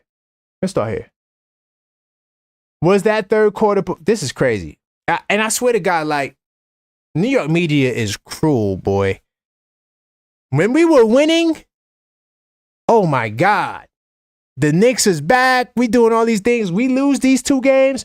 Oh, the Knicks is in trouble. And the media is just, it drives me crazy. But we were on such a high after the Miami game. Was that third quarter performance by the Knicks against the Miami Heat the best quarter of the season? 132 votes. I'm going to say, I don't know. Honestly, I don't know if it's the best quarter because I remember having some pretty good quarters elsewhere, but it was one of the best quarters for sure.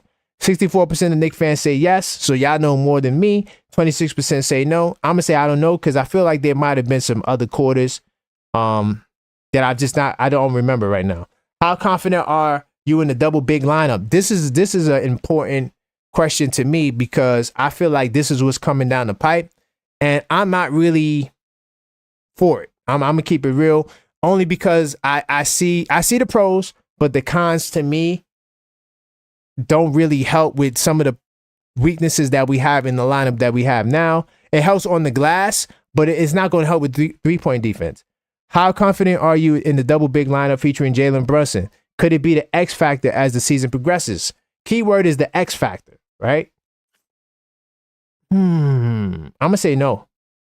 73% feel like the double big lineup is the savior, is going to be the X factor. 13% say no, I'm with the no, and 15% say they don't know. And by 15% of people saying they don't know, that means that shit. It's tough to call. Now, how confident are you that the Knicks could defeat the Detroit Pistons in a 7-game series? Now, we talked about this on Friday, about the Pistons. We did a great job unpacking it. If you missed the Knicks call-up show from Friday, go check it out. We did a great job just really unpacking this. I ain't gonna lie, y'all. I'm really confident, and maybe this is not the most objective perspective, but I'm gonna say the Knicks in 5 games. I think we could gentlemen sweep the Pistons. Yes, I know Cade Cunningham is incredible. He's fantastic. I just know that in your first playoff series, it's going to be rough. And I have no faith in his veterans. To me, his veterans haven't done nothing in the playoffs. I'm going to continue to reiterate that. But only 22% of the 333 votes are with me. They feel like the Knicks will win in 5 games or less. 34% are more respectful. They say the Knicks will win in 6 or 7 games. So that means that 56% of Knicks fans are confident that we'll win the series. However, we have another 44% that feel otherwise. 30% say we're going to lose in 6 or 7 games. That's a respectful position to be in, especially if you feel like we're going to lose. But then 14% of people are really negative. They think that we lose in 5 games. The Knicks losing in 5 games, don't see it. Not even to the Celtics. I don't think we lose in 5 games, right? Unless, injury happened. That's different. But if we just straight up healthy, I don't see us losing like that. Have the Knicks reached, this is the flagship topic for today that we just covered. Have the Knicks reached their ceiling with Coach Thibs? Is this as far as he can take the Knicks? I'm going to say no. But 63% of the 175 Knicks fans said yes. That's why I knew when I addressed the topic, I said, please bear with me. I know y'all don't like it, but I'm going to present why I do feel like this is not the ceiling.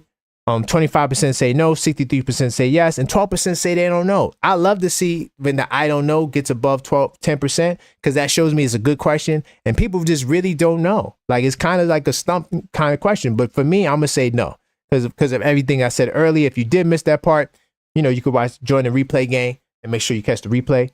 Will the deficiencies in the Knicks star Karl-Anthony Towns defense affect his chance of making the All-NBA team? I'm going to say no, because, most guys don't. But look at this. It's split, 76 votes. And by the way, if you didn't vote for these polls, you can in the community section, right? So 76 votes, 49% say no.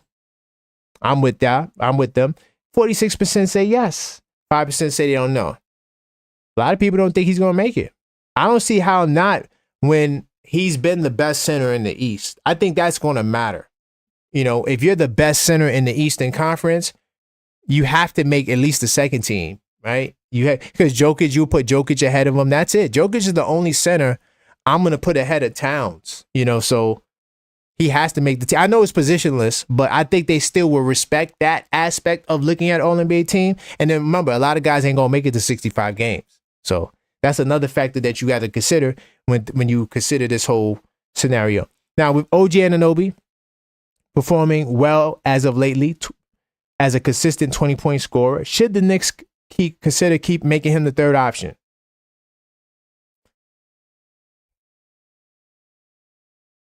I'm going to say yes. 78% of Knicks fans thus far, and this is only 49 votes, but 78% of Knicks fans, because I just dropped it this morning, they said yes. I honestly think that OG Anunoby, to me, not that Bridges is not the better scorer, he is, but the way OG gets his buckets, to me, is way more impressive. OG attacking the basket. And he's hitting the little Kawhi, little mid-range, little pull-up shots, little sort of fall away, not too much of a fall away, but kind of like a little fadeaway, mini fadeaway. Like, he's really, to me, his offensive bag looks better than Bridges. Bridges really, I mean, he's looking to get the mid-range shot, fadeaway all day, whether he's curling off a screen, whether he's posting up in the mid post. That's all Bridges does, right? Yes, he gets layups, but that's usually backdoor. They all get backdoor layups. That don't count. But Bridges' game, to me, is a little bit more predictable than OG's. OG sometimes is doing things in his bag that I'm like, whoa, I didn't even know he had that in his bag, right? Taking it to the basket on two players, that's something that RJ used to do. And we used to say, well, RJ might be the better offensive player, but if OG can develop that and continue to show more of that, he may not get the points RJ gets, but if he's efficient at it, that's something to say. So that's the only reason why I would give it a little credence, is because of how he's getting his buckets to me. I just feel like it just is more dynamic. And, you know, he's doing a way more different sort of arsenal of moves than Bridges. Bridges is fade away all day. Bridges could have Steph Curry on him, Trae Young on him, Muggsy Bogues, Crime's dad. He could have Muggsy Bogues on him, and he'll be shooting fadeaways. So that's word of the street. Let me see what you guys talking about. J-Tab says 5. Oh, the Pistons, right? So, yeah, I'm with you, J-Tap. I'm thinking 5 games, too. Knicks will be champs says he's very confident. Okay. That's what's up, Knicks will be champs. Yes, Crimes Dad, I figured you out. So now, you know what you got to do, Crimes Dad? You got to show love. Esco Harlem says, at least try the bigger lineup before the playoffs. Move Hart to the bench to solidify the bench. Esco Harlem, I mean, you could try it. You know, I don't think it's gonna hurt to try it. I'm not sure if trying it you're gonna get the answer that you want, right? But what I will say is that if you do want to make a change to the lineup, I would consider starting Deuce. I know it's small. I know rebounds will be a problem, but I think it's going to help 3-point defense because I feel like he's a better on the ball point guard defender than Bridges. Bridges is a better defender, better player, period. But I feel like on the ball guarding point guards, you want to give Deuce that job. Let Bridges be a disruptor. He and OG on the wing, trying to get steals, trying to help defense. Maybe that might work. I don't know. Crimes that say he thinks Mikal is the third option. Let me see. He said, I voted no because he can't defend and hasn't done well since the All-Star game. I mean, I hear you, Crimes Dad, but nobody cares about defense when you're talking about All-NBA team. Nobody cares about defense. To be fair, Crimes Dad, nobody talks about that. Crimes Dad said no because Mitch and Brunson haven't played a lot together. Okay, I agree. I agree with that one. And Mikal is the third option. Mikal is technically the third option, but he's a better scorer than OG. I don't think nobody would debate that. No, but okay. So let me clarify, Crimes Dad. I'm not saying that OG is a better offensive player than Mikal. What I'm saying is that he's showing more diversity in his offensive package. He's taking dudes to the basket off the dribble. Mikal's not doing that. Mikal mid-post fadeaway, don't matter who's on him. That's all Mikal's going to do. Mid-post fadeaway, turnaround jump shot every single time. That's all Mikal does. It's deadly. He's one of the best at doing it. Don't get that twisted, right? Because you could get, like, just because I got more tools doesn't mean I'm going to do a better job. That's not my point. All I'm saying is that if you can structure the offense in the way to get more OG, more touches, so he could be, use his dynamic game that he's been showing, I think that it could be beneficial. That's all I'm trying to say.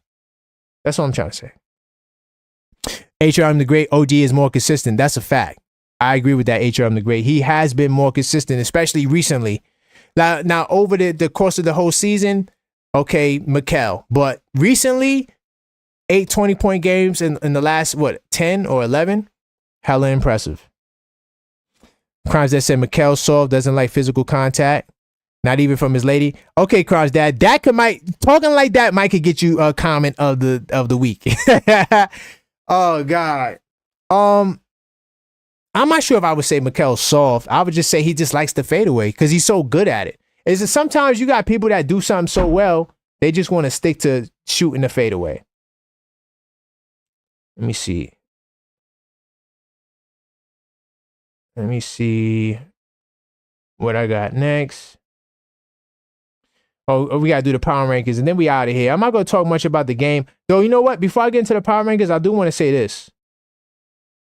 And I'm going to put something on the screen just so we can have something to look at.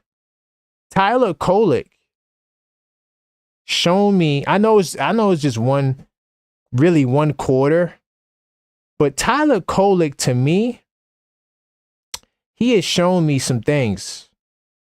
By the way, anytime the game ends, right? Anytime the game ends, I have these little write-ups that I do on the blog, right? So you guys could check it out.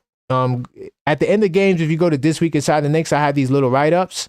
And I didn't do the 4 notables this game, but I will be adding the 4 notables to this. But each night I do the Knick of the night. So, and then going forward, I think I'm going to have the family in the Discord vote for who's Knick of the night too, going forward.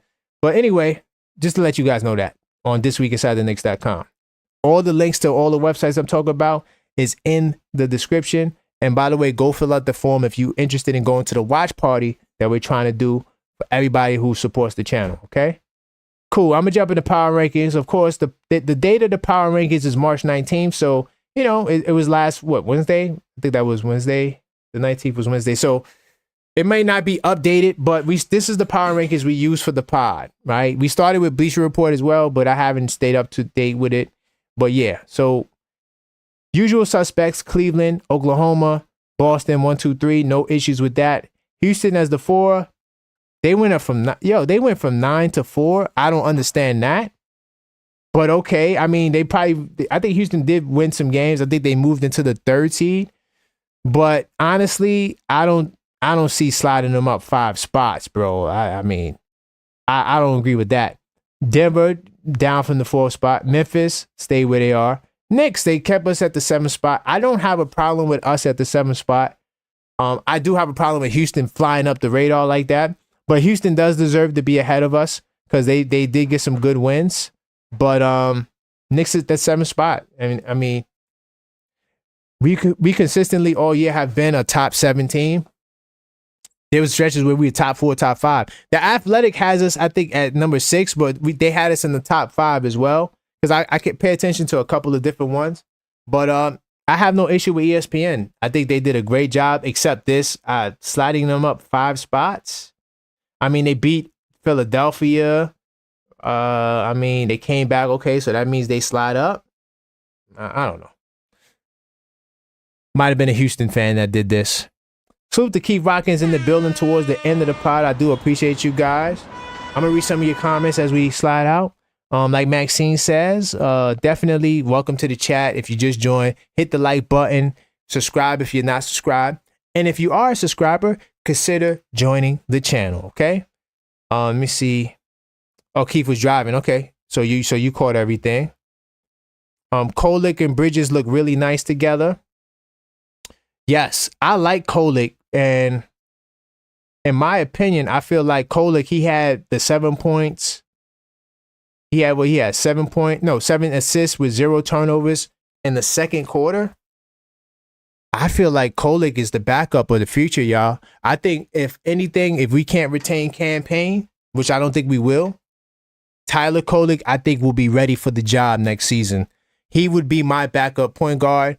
I don't care about defense. That's why Deuce is out there. You know, you got Deuce can play defense. Maybe you address the other issues, you know, get another perimeter defender.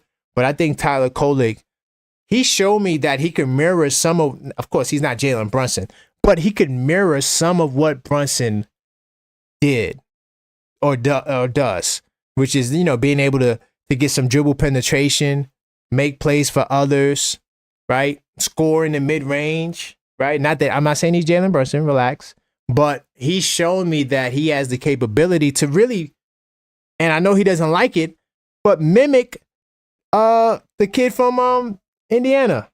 There, TJ McConnell. He has a little bit of that in his game, right? Except that I think he's more of a three-point shooter too. TJ McConnell's not a three-point shooter, but he has that TJ McConnell in him.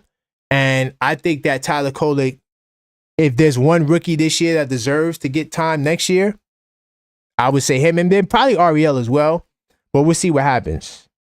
We'll see, because if they start mid, I don't know. I don't know what the Knicks are going to do. HRM the Great says he needs to go to get to Brunson's defensive level, then he'll be straight. Facts. And you know what? And getting to Brunson's level on defense is not hard to do, because all you got to do is show effort. See, that's what I was trying to say earlier. Do you give effort on defense, or are you just a bad defender? And to me, Brunson gives effort on defense. Esco says Tyler's ready now. Okay. He might get the opportunity. You know, we don't know what's going to happen with Deuce. He may get the opportunity. Click off this. Let me see if there's anything else. Okay, y'all. Well, that's all I got for you guys today, man. I definitely got to give a big salute to everybody in the chat. Of course, I got to salute all of the channel members and all of the people from the Discord. Crimes Dad, FS Wisdom, HRM the Great, Coach Mater and Parents. All right, Knicks will be chance 25-26. Of course, J-Tap from Brooklyn to the Bay, and he'll be in New York City on the 19th or the 18th. We will be doing the watch party. Make sure you fill out the forms that's in the chat. Of course, salute to Esco Harlem in the house, Harlem World in the house, JJP NYC, right? Knicks Take Madness Discord server. Let's see who else was in the building. Everybody that was on here. Of course, the great Maxine. You can't forget Maxine and On Dios, right? You can't forget those two. On Dios, the super mod. Salute to everybody that joined, man. That's all I got for you guys today. Oh, and of course, oh my God, I almost forgot Yuri. Salute to Yuri, always supporting, always in the house. Definitely, I appreciate you guys. That's all for this pod. So until next time, go Knicks.